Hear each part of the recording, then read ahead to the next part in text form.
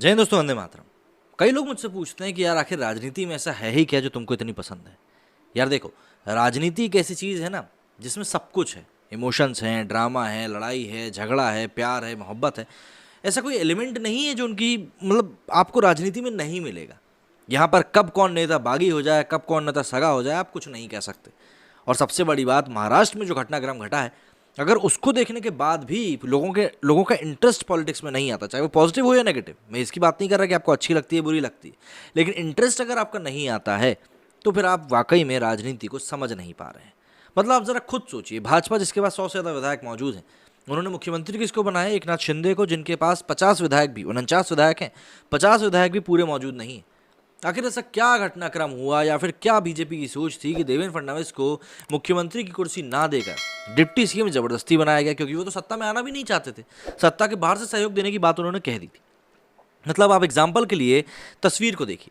इस तस्वीर में आपको देवेंद्र फडणवीस मिठाई खाते हुए दिख रहे हैं। मतलब जैसे ही इस पूरे संगठन का मतलब जो मिलीजुली सरकार बननी थी उसका ऐलान हुआ, तो उसके बाद ये तय था कि देवेंद्र फडणवीस को ही मुख्यमंत्री बनाया जाना है।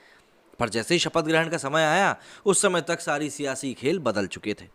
तो आखिर भाजपा ने ऐसा क्या देखा, क्या सोचा कि उन्होंने एकनाथ शिंदे को मुख्यमंत्री बनाने का निर्णय लिया? और क्यों एकदम से आसमान की ऊंचाइयों पर उड़ रहे देवेंद्र फडणवीस को जमीन पर लाकर रख दिया और डिप्टी सीएम बना दिया?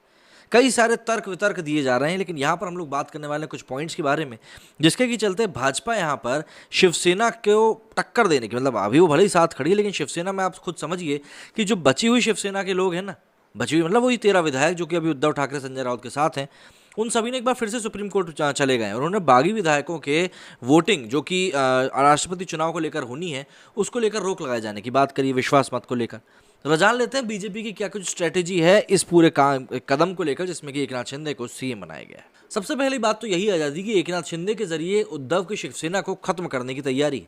दरअसल महाराष्ट्र में बीजेपी और शिवसेना दोनों ही हिंदूवादी राजनीति के कॉम्पिटिटर हैं। 30 सालों से साथ होने के बावजूद दोनों ही जानते हैं कि किसी एक के बढ़ने का मतलब है सीधा सीधा दूसरे का कम हो जाना। साल दर साल शिवसेना सिमटती गई और बीजेपी उतनी ही तेजी से आगे बढ़ती गई। आंकड़े भी इसकी गवाही सीधे तौर पर देते हैं। मतलब आप सोच समझ नहीं सकते, लेकिन वाकई में शिवसेना को नुकसान हो रहा है। पिछला विधानसभा चुनाव शिवसेना और बीजेपी दोनों ने साथ में मिलकर लड़ा था। बीजेपी बड़ी पार्टी बनी और सीएम पद का दावा ठोक दिया, लेकिन शिवसेना समझ गई कि अगर सीएम की कुर्सी फिर से फडणवीस के हाथ में चली गई तो बीजेपी को तेजी से फैलने से कोई रोक नहीं पाएगा। 2019 में बीजेपी और उद्धव के बीच मचे घमासान की बड़ी वजह सीएम की कुर्सी ही थी। चूंकि शिवसेना को खत्म किए बिना बीजेपी आगे नहीं बढ़ सकती, लेकिन शिवसेना खत्म हो जाए और उसका ब्लेम बीजेपी के सिर पर ना आए, इसलिए शिंदे को सीएम बनाया गया। इसके अलावा शिंदे को सीएम बनाकर बीजेपी ने यह संदेश दिया है कि उन्हीं का खेमा असली शिवसेना है। दरअसल एक और बात यह भी उठती है कि इस पूरे सियासी ड्रामे में शिंदे को आगे बढ़ाकर बीजेपी ने खुद का भी बचाव किया है कहीं ना कहीं, क्योंकि बीजेपी ठाकरे की विरासत वाली शिवसेना को समेटना चाहती है, जैसा कि मैंने आपको पहले बताया। लेकिन वो ये भी नहीं चाहती कि सीधे तौर पर महाराष्ट्र की जनता के सामने इसका ठीकरा उन्हीं के सर पर फूटे। और यही वजह है कि इस बगावत में सबसे अहम किरदार निभाने के बावजूद बीजेपी खुद सामने कभी नहीं आई। उधर शिंदे बार बार खुद को असली शिवसैनिक बताते रहे और आखिरकार बीजेपी ने शिवसैनिक शिंदे को सीएम बनाकर सबसे बड़ा दांव खेल दिया। इसके साथ ही शिंदे को सीएम बनाने के पीछे एक बड़ी कारण यह भी बताया जा रहा है कि बीजेपी अभी टेस्ट एंड ट्रायल करना चाहती है। वो परखना चाहती है कि बाला साहब ठाकरे के बेटे उद्धव ठाकरे की कुर्सी और पार्टी छीनने पर महाराष्ट्र की जनता कैसे रिएक्ट करती है। चुनाव में अगर इसका उल्टा असर पड़ा तो नतीजे केवल शिंदे और उनके गुट को भुगतने होंगे। सरकार का चेहरा ना होने की वजह से बीजेपी काफ़ी हद तक इससे बची रहेगी। इसके बाद एक और बात ये आती है कि देखिए, शिवसेना तो रहेगी, लेकिन बात यहाँ पर है ठाकरे को समेटने की। दरअसल महाराष्ट्र में बाला साहब ठाकरे की विरासत बीजेपी की राह में सबसे बड़ा रोड़ा थी। मतलब अगर आप लॉजिकली देखें तो आप सबसे बड़ी बात इसको समझ सकते हैं, क्योंकि शिवसेना जिसके की झंडा बरदारी फिलहाल उद्धव ठाकरे कर रहे हैं, शिंदे को सुप्रीम कोर्ट पावर देने से शिवसेना के संगठन में टूट पड़ने के आसार हैं।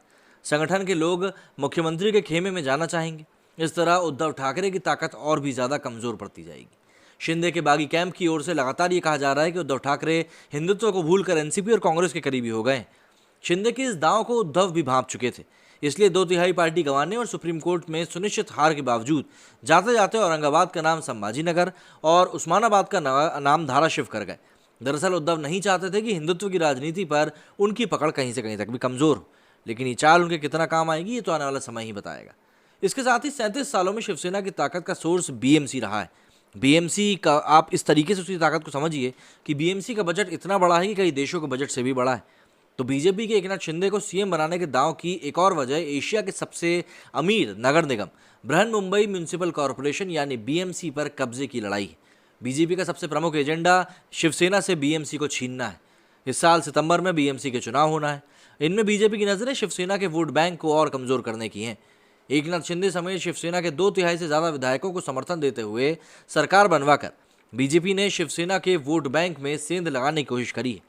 इससे शिवसेना और कमजोर होगी, जिसका फायदा बीजेपी को बीएमसी चुनाव में बिल्कुल हो सकता है। देखिए, मुंबई में शिवसेना की ताकत बीएमसी में उसकी मजबूत पकड़ से हो सकती है। शिवसेना 1985 में बीएमसी में सत्ता में आई थी और तब से बीएमसी पर उसका ही कब्जा बरकरार है। 2017 के चुनाव में बीएमसी पर कब्जे के लिए शिवसेना और बीजेपी के बीच कांटे की लड़ाई हुई थी और 227 सीटों में से शिवसेना को 84 और बीजेपी को 82 सीटें मिली थी। इसके अलावा एक आखिरी पॉइंट यह भी आता है कि शिंदे को मुख्यमंत्री बनाने से मराठाओं में बीजेपी का दखल बढ़ेगा। ये बात तो सभी जानते हैं कि बाला साहब ठाकरे ने अपनी राजनीति की शुरुआत मराठी मानव से करी थी, यानी मराठा अस्मिता उनकी राजनीति का कोर रही थी। ये बात अलग है कि 90 के दशक में हिंदूवादी राजनीति के जोर पकड़ने के बाद ठाकरे ने हिंदूवादी राजनीति की भी शुरुआत कर दी, लेकिन बीजेपी राष्ट्रीय पार्टी होने की वजह से मराठी अस्मिता की राजनीति नहीं कर सकती। इससे बाकी हिंदी भाषी बेल्ट में उस पर बुरा असर पड़ेगा। बीजेपी को ऐसे में हिंदुत्व के अलावा एक और फैक्टर की जरूरत है और उसकी भरपाई के लिए भाजपा ने शिंदे पर दांव खेला है। शिंदे मराठा है और इसका फायदा सीधे तौर पर बीजेपी को मिलेगा। मतलब अगर हम ऑल इन ऑल बात करें तो इस समय की बात यह है कि भाई बीजेपी की पांचों उंगलियां घी में है और जो सर है वो भी कढ़ैया में। बीजेपी को हर तरफ से फायदा ही फायदा हो रहा है और यहाँ पर जो कई लोग कह रहे हैं कि भाई सीएम की कुर्सी भाजपा को बड़ी मजबूरी में देनी पड़ी है, तो यहाँ पर ये मजबूरी नहीं है बल्कि इसको एक शतरंज की जीत हार का खेल आप समझ लीजिए। कई बार अपने एक प्यादे को मारकर आप उस चेस की जंग को जीतने की कोशिश करते हो और यहाँ पर भाजपा ने वही काम किया है।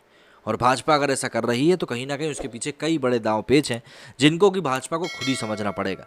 और अगर भाजपा ने उन सभी दांव पेचों को सही से समझ लिया तो आने वाले समय में महाराष्ट्र की राजनीति में भाजपा एक बहुत गहरा और बड़ा असर छोड़ के जाने वाली है। शिंदे को आगे रखकर भाजपा पीछे से क्या कुछ करेगी ये हम सभी जानते हैं और किस तरीके से वो सत्ता पे काबिज लोगों के ऊपर कंट्रोल रखेगी ये भी हम जानते हैं। देवेंद्र फडणवीस जो कि बाहर से रहकर सरकार को सहयोग करना चाहते थे, उनके हाथ से रिमोट कंट्रोल भी सिर्फ इसीलिए छीन लिया गया क्योंकि कहीं से कहीं तक भी भाजपा ये नहीं सुनना चाहती थी कि देखिए ये तो पपेट सीएम है और बाहर से इनको कोई कंट्रोल कर रहा है। सीधे तौर पर भाजपा ने हर एक चीज़ को ध्यान में रखकर ये पूरी चाल चली है। अब देखना है कि आगे चलकर इसके नतीजे भाजपा के फेवर में आते हैं या नहीं। ये चीज़ हमें बीएमसी के चुनाव में ही पता चल जाएगी। मेरे इस वीडियो में फिलहाल इतना ही। जय हिंद, जय भारत।